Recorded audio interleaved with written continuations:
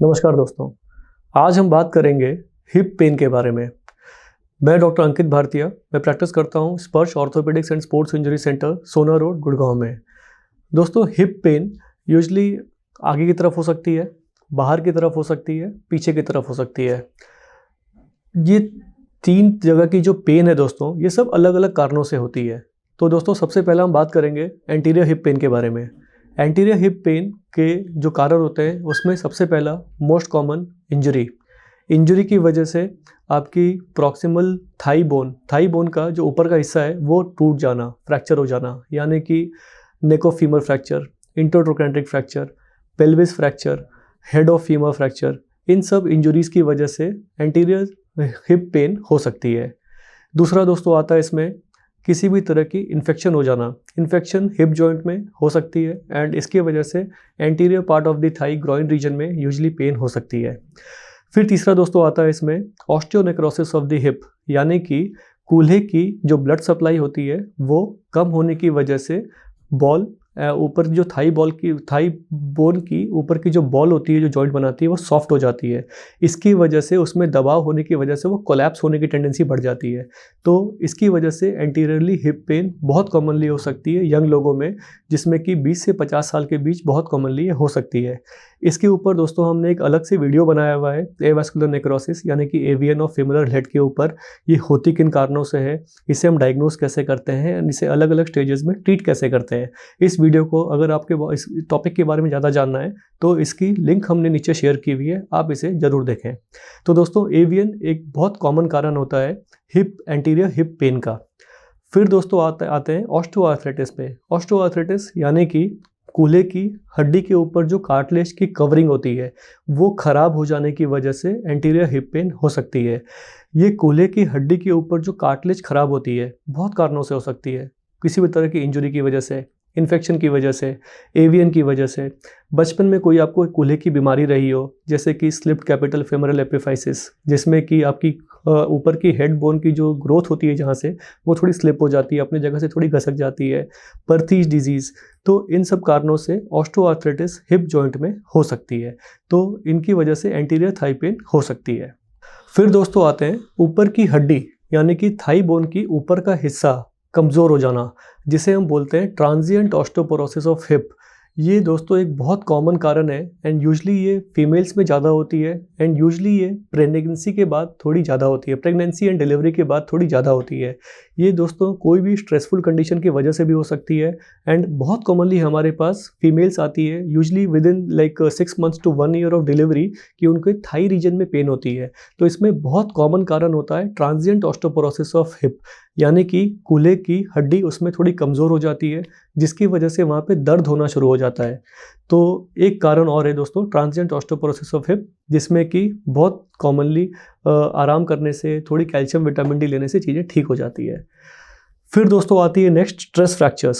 Stress fractures बहुत commonly again females में पाई जाती है and long runners, marathon runners, इनमें पाई जाती है एंड इस पे बहुत बारीक सी कई बार एक्सरे में फाइंडिंग दिखती है, कई बार एक्सरे में फाइंडिंग नहीं भी दिखती है।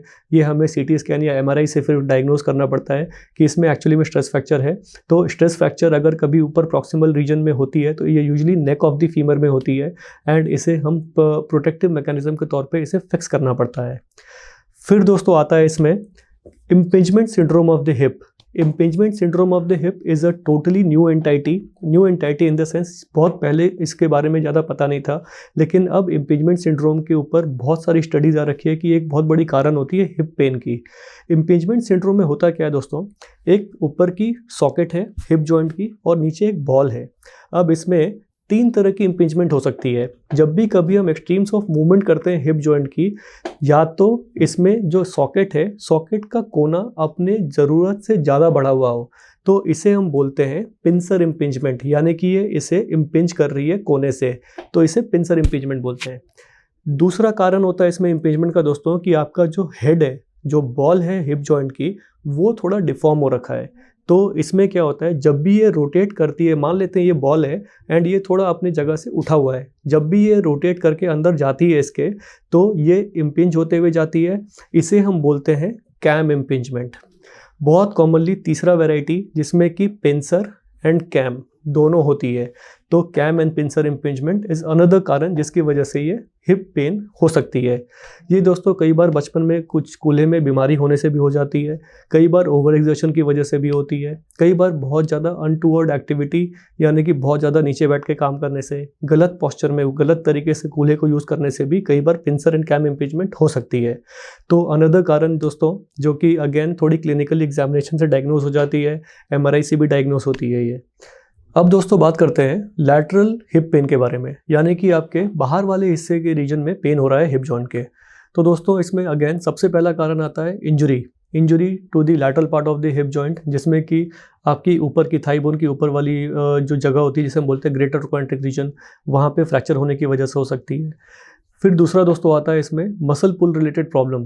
कई बार एब्डक्टस ऑफ द थाई यानी कि हिप को जो बाहर की तरफ लेके जाती है वो मसल पुल होने की वजह से ये प्रॉब्लम आ सकती है।